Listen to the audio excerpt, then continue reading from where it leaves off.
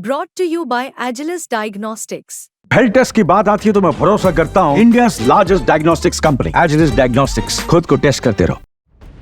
कई दिनों से ईरान और इजराइल के बीच तनाव है, इसलिए अब दोनों के बीच जंग छिड़ चुकी है।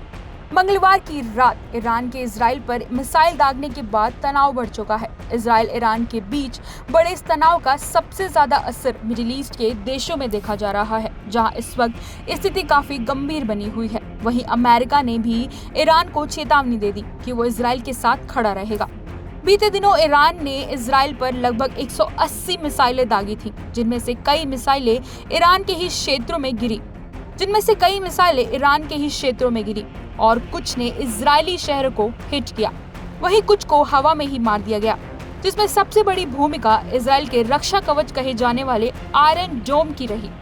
आयरन डोम इजराइल का वो साथी है जो मिसाइलों को हवा में ही मार गिराता है।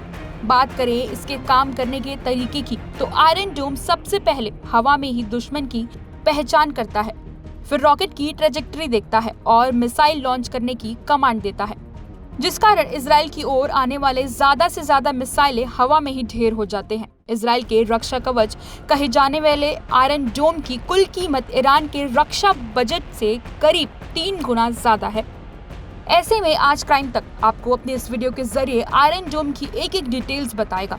इजराइल के आयरन डोम की लागत की बात करें तो ये ईरान के डिफेंस बजट के 3 गुना से भी ज्यादा है। वर्ल्ड ऑफ स्टैटिस्टिक्स द्वारा जारी आंकड़ों के मुताबिक ईरान की रक्षा बजट 9.95 अरब डॉलर यानी करीब 83,000 करोड़ रुपए है।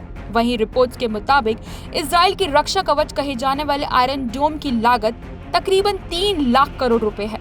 इस हिसाब से देखें तो जितना ईरान के देश की रक्षा पर खर्चा करा जा रहा है, उससे 3 गुना से ज्यादा कीमत इजराइल के एक हथियार की है। इजराइल के राफेल एडवांस डिफेंस सिस्टम द्वारा विकसित आयरन डोम आने वाले रॉकेट और मोटर के रेंज का पता लगाने के लिए रडार, एडवांस ट्रैकिंग टेक्नोलॉजी और एंटी मिसाइल बैटरी का इस्तेमाल करता है।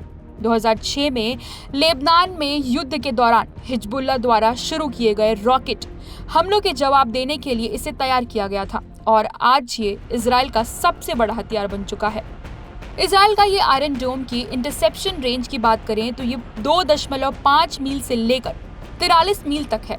राष्ट्रीय सुरक्षा अध्ययन संस्थान नेशनल सिक्योरिटी स्टडीज इंस्टीट्यूशन की 2021 में आई एक रिपोर्ट में शेयर की गई जानकारी के मुताबिक एक इंटरसेप्टर मिसाइल की कीमत लगभग 40 से 50,000 डॉलर होती है। यानी जितनी बड़ी रकम खर्च करके इजराइल ने अपने ये सुरक्षा कवच तैयार किया है, उतना इसके दुश्मन देशों के पास इससे कम डिफेंस बजट होता है।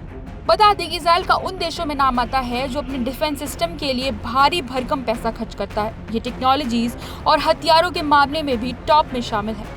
जीडीपी की बात करें तो इस मामले में भी इजराइल ईरान से कहीं ज्यादा आगे है। वर्ल्ड बैंक के मुताबिक ईरान जीडीपी 413.5 अरब डॉलर है, जबकि इजराइल की जीडीपी 525 अरब डॉलर से भी ज्यादा है।